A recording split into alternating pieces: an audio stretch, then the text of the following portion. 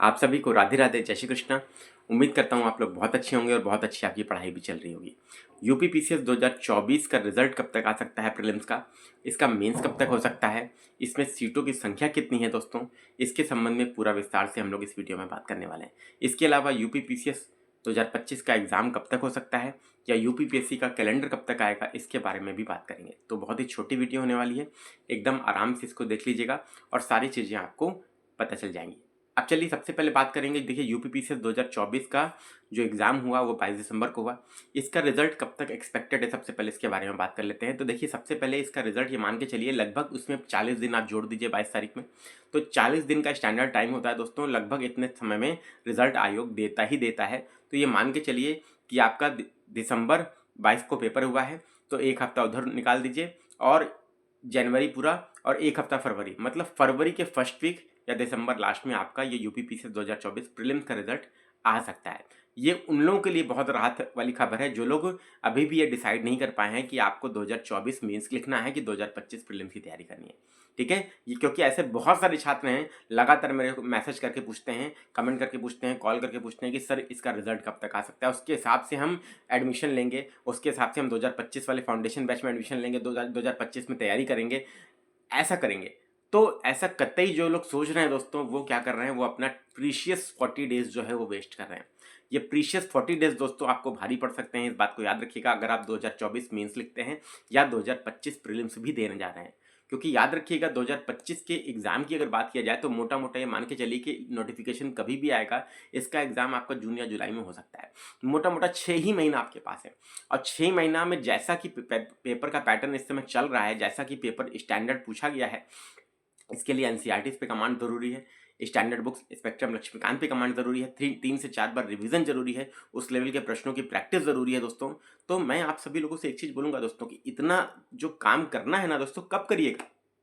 40 दिन तो आप निकाल दीजिएगा, दिसंबर लास्ट, जनवरी लास्ट या फरवरी के फर्स्ट वीक में अगर रिजल्ट आया तो उतना टाइम तो आपने वेस्ट कर दिया ना। आपने कोई कंस्ट्रक्टिव काम किया ही नहीं, आपने कोई ढंग से पढ़ाई की ही नहीं, ना तो मेंस की ना प्री की, और आप सभी लोगों से पीछे हो गए जो लोग 2025 भी तैयारी करना शुरू कर चुके हैं और जो लोग 2024 मेंस की तैयारी करना शुरू कर चुके हैं। अब देखिए 2025 के लिए फाउंडेशन बैच हम लोगों ने 6 जनवरी से स्टार्ट कर दिया, उसमें लगभग 50 बच्चों ने एडमिशन ले लिया, ज्वाइन कर चुके हैं बच्चे और वो तैयारी भी शुरू कर चुके हैं। पहला टेस्ट भी उन्होंने आज संडे को दे दिया। अब उतने लोगों से दोस्तों, ये तो हमारे इंस्टीट्यूट की बात है, बाकी कितने इंस्टीट्यूट्स हैं, सब जगह बच्चे एनरोल करके पढ़ना शुरू कर चुके हैं, तो आप पीछे जा रहे हैं दोस्तों, ये याद रखिए। तो पीछे मत जाइए, चाहे सेल्फ स्टडी से पढ़िए चाहे कहीं भी पढ़िए दोस्तों, पढ़ाई शुरू कर दीजिए। अब याद रखिए कट ऑफ के संबंध में पर्याप्त चर्चा हो चुकी है दोस्तों। अब जो सीटें बढ़ी हैं, सीटें बढ़ी कितनी है इसके बारे में बात कर लेते हैं। देखिए सीटें लगभग मान के चलिए कि 800 से 1000 के बीच में सीटें हो सकती हैं निश्चित रूप से, और 2018 की बात की ये सबसे बड़ी भर्ती साबित हो सकती है। ठीक है, अब 2018 की बात की सबसे बड़ी भर्ती क्यों कह रहा हूँ, क्योंकि 2018 में ही लगभग 800 के आसपास पद देखने को मिले थे। ठीक, और ये बहुत अच्छी खबर है दोस्तों आप लोगों के लिए कि इतने पद हैं, तो निश्चित रूप से दोस्तों कट ऑफ भी थोड़ा बहुत असर तो देखिए निश्चित रूप से पड़ने वाला है। अब कट ऑफ कितना जा सकता है, देखिए कट ऑफ के संबंध में भी हम लोग बात कर चुके हैं, पर्याप्त सभी जगह बातें हो चुकी हैं। और कट ऑफ ये मैंने पहले ही आपको बता दिया था, मैंने बोला था 75 क्वेश्चन के आसपास अगर आप अनरिजर्व कैटेगरी में हैं तो +-3 मैंने बोला था। आप 75 +-3 वाले सभी लोग जो है मेंस की तैयारी करिए, निश्चित रूप से करिए। और जो लोग इस रेंज में नहीं भी हैं दोस्तों, ऐसा नहीं है कि उनको मौका नहीं मिल सकता, क्योंकि देखिए लगभग ये मान के चलिए कि विवादित प्रश्नों की संख्या इतनी अच्छी है कि किसकी गेंद में बॉल जाएगी, कौन इन होगा कौन आउट होगा, जो बॉर्डर लाइन वाला बच्चा है वो कुछ कह नहीं सकता। और यही कारण है दोस्तों कि मेजॉरिटी ऑफ द छात्र जो हैं वो आइडल बैठे हुए हैं, वो कुछ भी नहीं कर पा रहे हैं, ना तो वो प्री के लिए डिसाइड कर पा रहे हैं और ना तो वो मेंस के लिए डिसाइड कर पा रहे हैं। मैं आप लोग की दुविधा को समझता हूँ, असमंजस को समझता हूँ दोस्तों, लेकिन दोस्तों क्या ये जायज़ है, क्या ये उचित होगा दोस्तों कि 40 दिन आप यही सोचकर वेस्ट कर दीजिए? नहीं उचित होगा दोस्तों। तो मेरी आप सभी लोगों से यही अपेक्षा है दोस्तों कि आप लोग सब लोग क्या कीजिए, आप लोग सब लोग अपनी तैयारी को शुरू कर दीजिए। तो जो लोग ऐसे हैं जो 2025 के लिए तैयारी करना चाहते हैं, जो लोग बॉर्डर लाइन पे नहीं भी हैं, जिनको पता है कि वो उनको नेक्स्ट ईयर देना है, वो लोग कम से कम सभी लोग या तो सेल्फ स्टडी के माध्यम से प्री और मेंस की इंटीग्रेटेड तैयारी शुरू कर दीजिए, और या तो हमारे फाउंडेशन बैच में जो 6 तारीख से स्टार्ट हुआ है, जिसका लिंक मैं डिस्क्रिप्शन बॉक्स में दिया है, मैंने ऐप का लिंक भी दिया है, उसको ज्वाइन करके तैयारी शुरू कर दीजिए दोस्तों। और याद रखिएगा दोस्तों, मकर संक्रांति ऑफर में आपको फ्लैट 1000 रुपीज़ का डिस्काउंट भी दिया जा रहा है उसमें।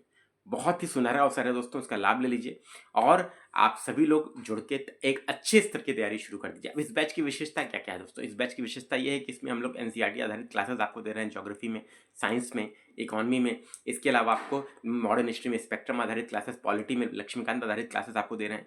तो जो आज के समय की रिक्वायरमेंट है, प्लस हर संडे जो टेस्ट आपका हो रहा है वो लेटेस्ट पैटर्न पर आधारित टेस्ट हो रहा है, जिसमें एनसीईआरटी बेस्ड क्वेश्चन पूछे जा रहे हैं या स्टैंडर्ड बुक बेस्ड क्वेश्चन आपसे पूछे जा रहे हैं। पहला टेस्ट आज संडे को हम लोगों ने कंडक्ट करा लिया, ठीक है।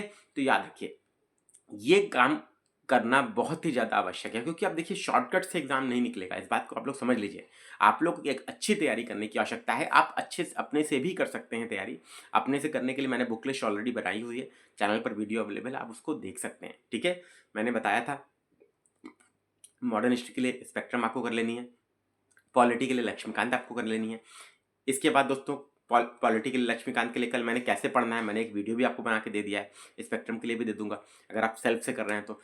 ज्योग्राफी के लिए मैंने एनसीईआरटी बताई है 11th और 12th की। इसके बाद दोस्तों मैंने आपको बताया इकोनॉमी के लिए 11th क्लास की एनसीईआरटी प्लस 12th क्लास की मैक्रो इकोनॉमिक्स की एनसीईआरटी, प्लस साइंस के लिए 6 से 10 की नई एनसीईआरटी। इतना तो दोस्तों आपको करना ही पड़ेगा, और जो इस समय के पेपर की रिक्वायरमेंट है। प्लस करंट अफेयर में एक न्यूज़पेपर पढ़ना शुरू कर दीजिए, दैनिक जागरण या जनसत्ता हिंदी वाले, इंग्लिश वाले हिंदू या इंडियन एक्सप्रेस। और उसमें 2 मोस्ट इंपॉर्टेंट चीज़ें जो है उसको नोट करना शुरू कर दीजिए, ठीक है। सबसे इंपॉर्टेंट चीज़ है, ये हैबिट बना लीजिए दोस्तों, क्योंकि सिविल सर्विसेज की तैयारी का नियम होता है, ये याद रखिएगा, ये रॉकेट साइंस नहीं है और ना ही कोई बहुत ही आसान प्रोसेस है। ये एक मॉडरेट लेवल का एफर्ट मांगता है, जिसमें आपको स्लो एंड स्टडी काम करते रहना है लगातार, जब तक आप सिविल सर्विसेज का एग्जाम क्लियर नहीं कर लेते। और इस साइकिल में आपको बने रहना है। प्री आपने दिया, आप मेंस की तैयारी में जुट जाइए। प्री के बाद 3 से 3.5 महीना 4 महीना बच्चा मेंस की तैयारी करता ही करता है, तो आपको साइकिल को फॉलो करना चाहिए।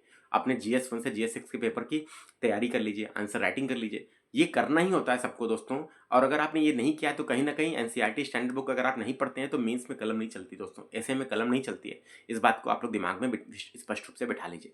तो पूरी तैयारी दोस्तों हम आपको दे रहे हैं अपने फाउंडेशन बैच में, जो 6 तारीख से स्टार्ट हुआ है, और अभी केवल एक इंडिया मैप का क्लास हम लोगों ने किया है, पूरा टॉपिक कंप्लीट कर लिया है, प्लस उसके क्वेश्चंस प्रैक्टिस कर लिए हैं, एक टेस्ट हम लोगों ने कर लिया है, और पूरा डिटेल में हम लोग अच्छे से पढ़ते हुए चल रहे हैं। आप उसका डेमो क्लास भी मैंने यूट्यूब पे डाला हुआ है, आप देख सकते हैं उसको, अगर आप चाहें तो उसे ज्वाइन कर सकते हैं, ठीक। प्लस जो लोग ऐसे हैं जो आरओ की तैयारी करना चाहते हैं केवल, उनके लिए विजय बैच भी स्टार्ट हुआ है, वो लोग विजय बैच को भी ज्वाइन कर सकते हैं। और लेटेस्ट पैटर्न के आधार पर, जैसा कि यूपीपीसीएस का पेपर देखा गया, उसके आधार पर दोस्तों आपको तैयारी करने की आरओ वाले छात्रों को भी आवश्यकता है, क्योंकि अब पैटर्न आयोग ने चेंज कर दिया है। कथन कारण के प्रश्न, मल्टीपल स्टेटमेंट के प्रश्न, मैच द फॉलोइंग वाले प्रश्न बहुलता से पूछे जा रहे हैं, और ऐसे ही प्रश्नों के आधार पर अब आपका सिलेक्शन होना निर्धारित होगा। याद रखिएगा, अच्छी तैयारी ही आपको सिलेक्शन दिलाएगी यूपीपीएससी के एग्जाम में, चाहे वो आरओ हो, पीसीएस हो या बीईओ की परीक्षा हो। तो जो लोग बीईओ के भी हैं, आरओ के भी हैं या लोअर पीसीएस के भी हैं, सभी छात्र यूपीपीसीएस की अगर तैयारी करते हैं तो निश्चित रूप से याद रखिए, इन सभी परीक्षाओं के लिए आप एलिजिबल रहते हैं और सबसे बेस्ट तरीके से तैयार रहते हैं। और अच्छी तैयारी ही निश्चित रूप से सफलता दिलाएगी आपको, मैंने बार बार बोला है। तो आप सब लोग तैयारी शुरू कर दीजिए, अब वेट मत करिए, ठीक है। सीटों की संख्या में संदर्भ में हम लोगों ने बात कर ली, रिजल्ट कब तक आ सकता है। 2025 का एग्जाम दोस्तों, ये मान के चलिए कि नोटिफिकेशन आपका कैलेंडर के बाद आपको देखने को मिल सकता है, और ये मान के चलिए कि जून या जुलाई के आसपास आपका परीक्षा प्रीलिम्स का हो सकता है, प्लस 3 से 3.5 महीने बाद आपका मेंस का एग्जाम आपको देखने को मिल सकता है। तो आरओ की भी भर्ती प्लस यूपीपीसीएस 2025 की भर्ती भी आपकी 2025 में ही आपकी फाइनल हो सकती है। तो बहुत ही सुनहरा अवसर है, आप सब लोग इसका लाभ उठाइए। और मैंने फिर से बोला, कट ऑफ के संबंध में मैंने पहले ही बताया है, जो लोग 75 क्वेश्चन के आसपास के रेंज में हैं, सब लोग तैयारी कीजिए, और नहीं तो प्री की तैयारी कीजिए, कुछ तो तैयारी कीजिए, समय मत जाया करिए दोस्तों, ठीक है। मेरी आप लोगों से यही गुजारिश है। Thank you very much. Radhe Radhe, जय श्री कृष्णा। इस वीडियो को ज़्यादा से ज़्यादा लोगों तक शेयर करके पहुंचाइए, चैनल को सब्सक्राइब करके बेल आइकन पे ऑल दबाइए, और अपने दोस्तों में भी साझा करिए। राधे राधे, जय श्री कृष्णा।